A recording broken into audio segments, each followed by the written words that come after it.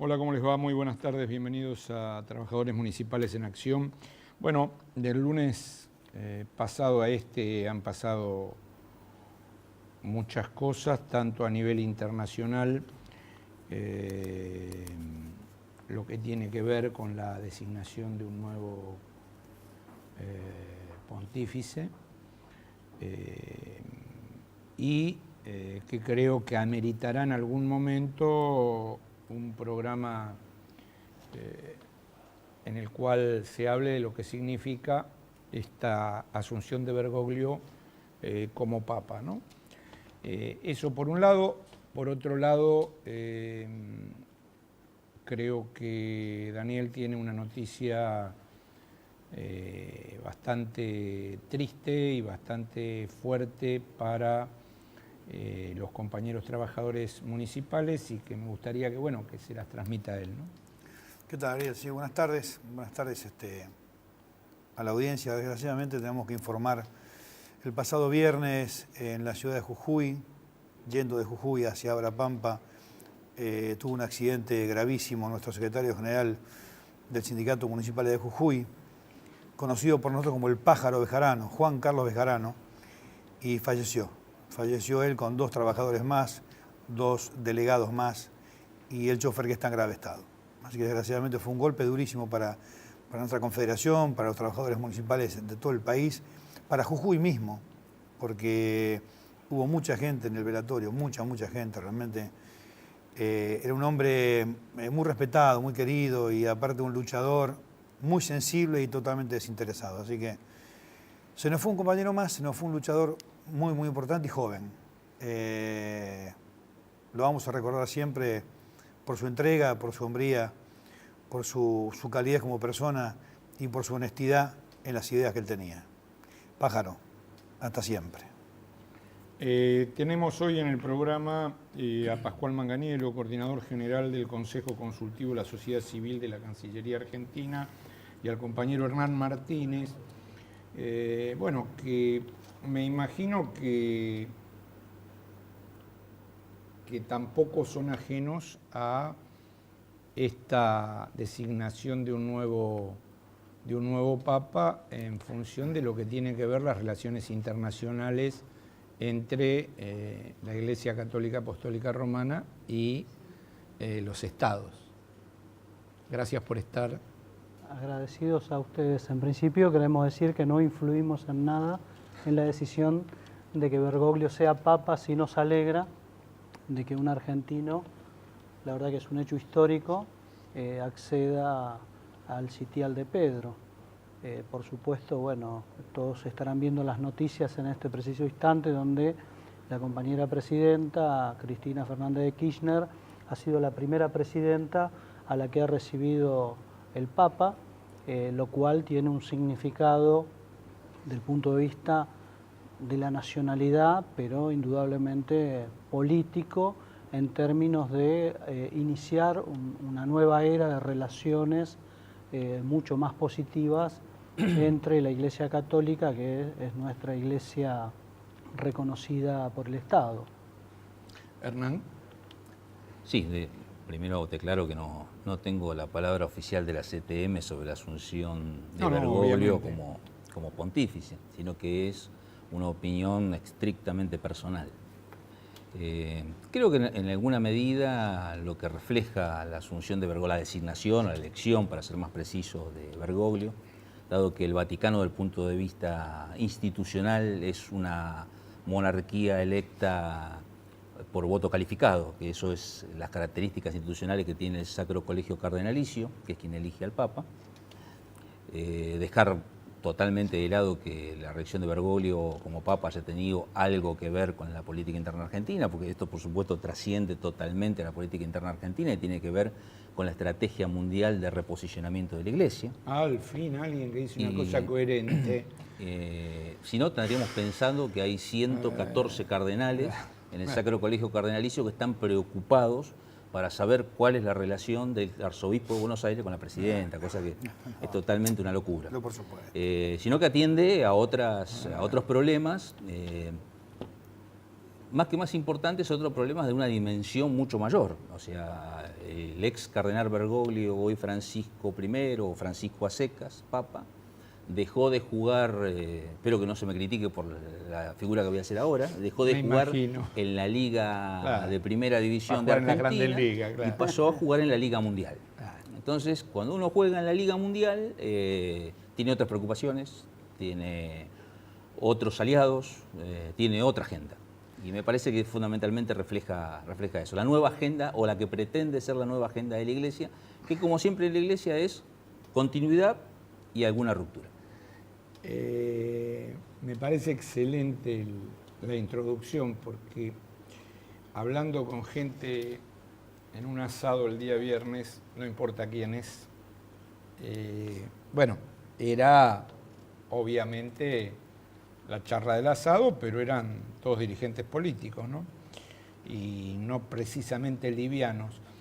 Y yo opté por no hablar, porque yo estoy en absoluta sintonía con lo que dice Hernán, y bueno, pasaron como 2 horas y todo el mundo, ¿por qué no hablaba?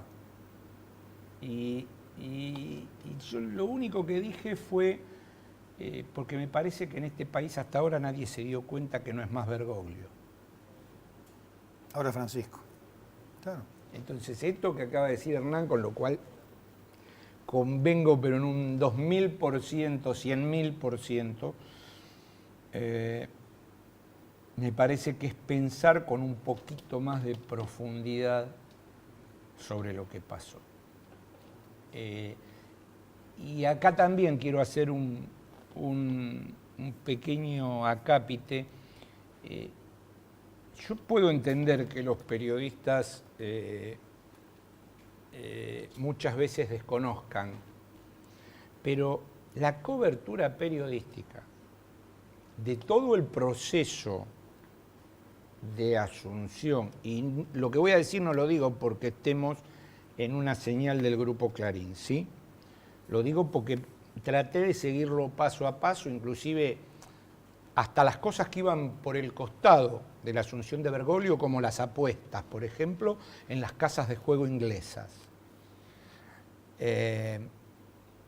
La cobertura periodística fue lamentable, sacando a Sergio Rubín, que como ya sabemos es un hombre muy ligado a la Iglesia, es la voz de la Iglesia en el diario Clarín, y que realmente hizo una cobertura muy seria y con mucho fundamento. Pero esto que acaba de decir Hernán me parece que es clave. Vos fijate que cuando fue, el miércoles fue, ¿no? Digamos, no la asunción, sino la designación fue el miércoles, ¿no? Sí. Ese mismo día,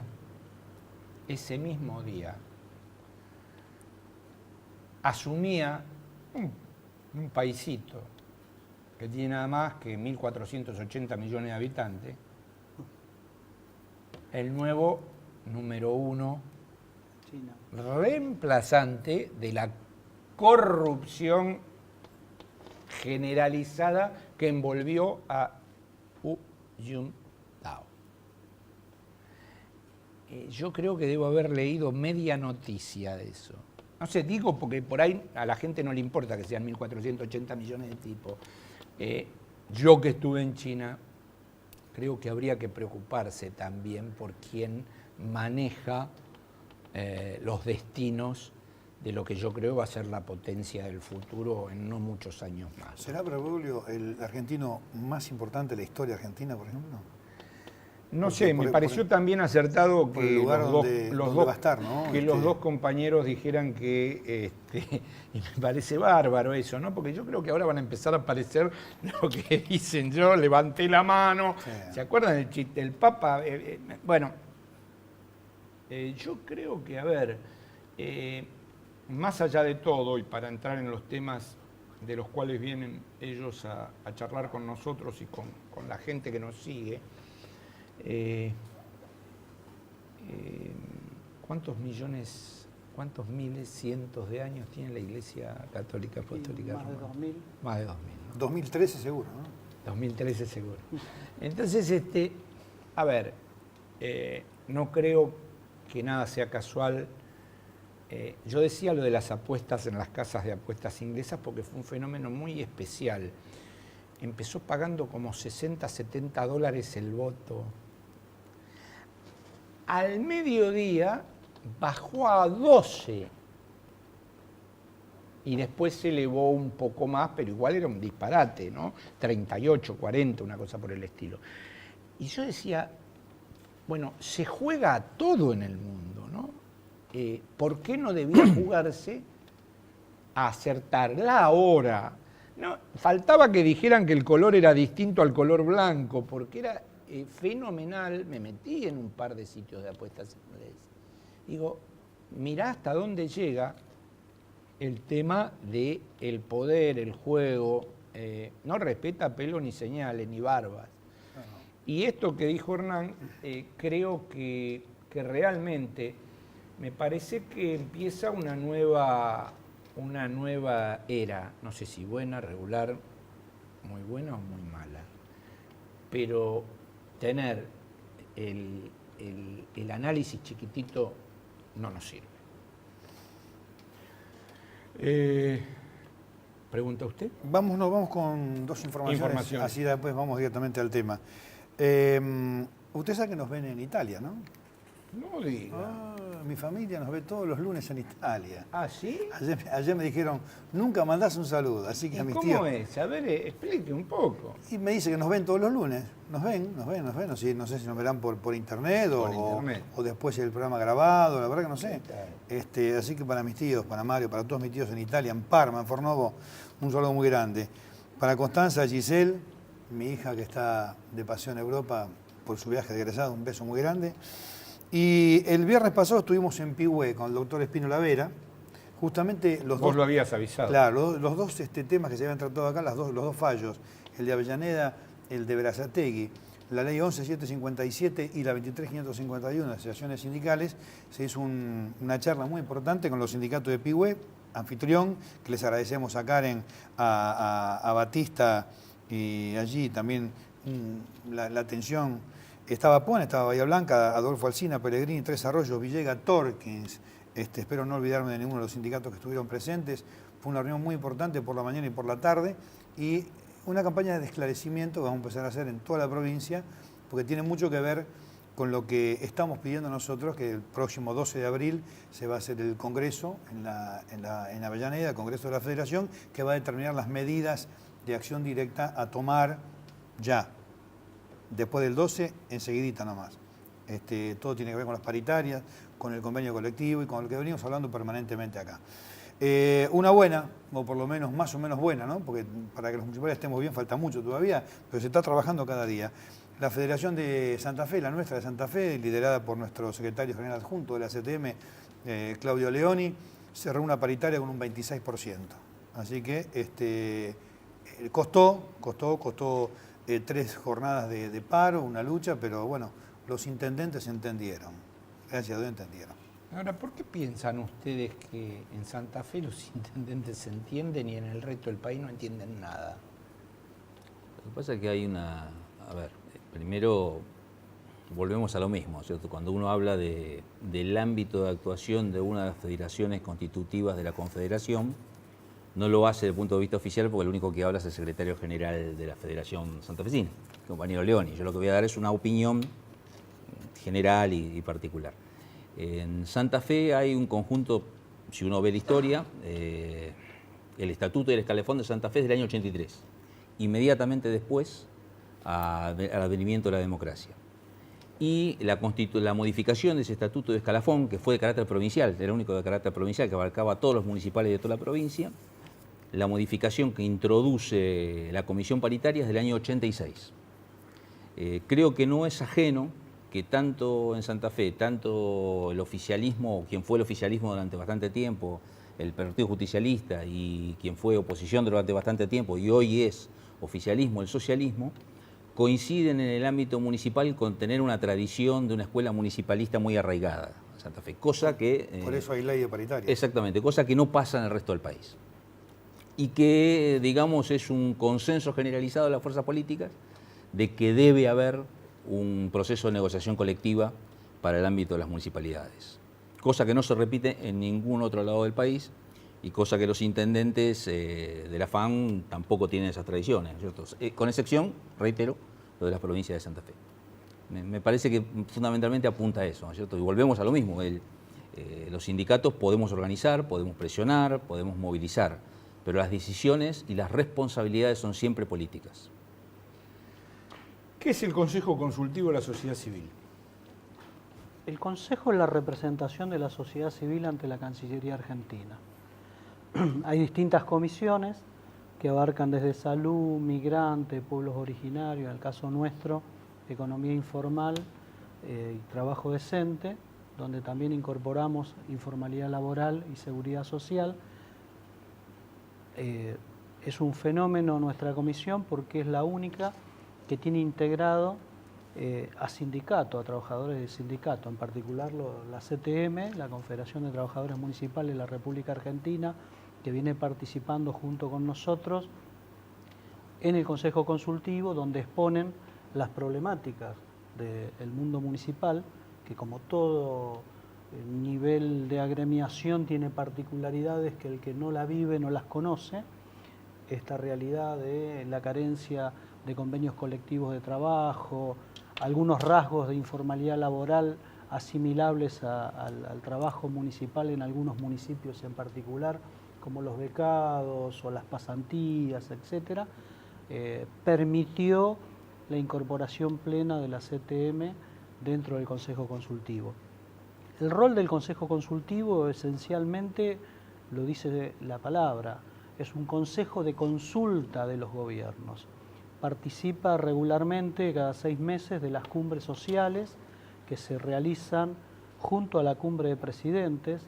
La próxima cumbre es en el mes de junio en Montevideo, la organiza Uruguay, porque es el presidente pro tempore del Mercosur, con lo cual también tiene la tarea de la organización de las cumbres sociales, donde participan las sociedades civiles de los países integrantes del Mercosur, que debaten y discuten propuestas, elementos para acercar a los presidentes y que después se les entrega a los presidentes de los países del Mercosur para llevar adelante con incidencia legislativa en muchos casos, como propuesta de modificación de algunas realidades, etc. Sintéticamente, el Consejo Consultivo de la Sociedad Civil intenta ser la expresión de todo lo que ocurre en la sociedad, en este caso argentina, y con algún nivel de organización, porque indudablemente es imposible representar 40 millones de argentinos en un ámbito tan reducido, con lo cual es necesario que tengan un grado de representatividad, como decía de la CTM, estamos hablando de cientos de miles de afiliados, es un grado de representatividad que avala justamente su pertenencia. Cuando ustedes hablan, para que entienda un poco más la gente, ¿no? Porque si no a veces los temas que se hacen muy técnicos, la gente no engancha el concepto, ¿no? ¿Qué es una comisión o a qué apunta una comisión de informalidad laboral? ¿Al trabajo en negro? ¿A qué apunta? Cuando hablamos de informalidad laboral no hablamos de trabajo en negro. El trabajo en negro es un delito, ya es un tema mucho más grave.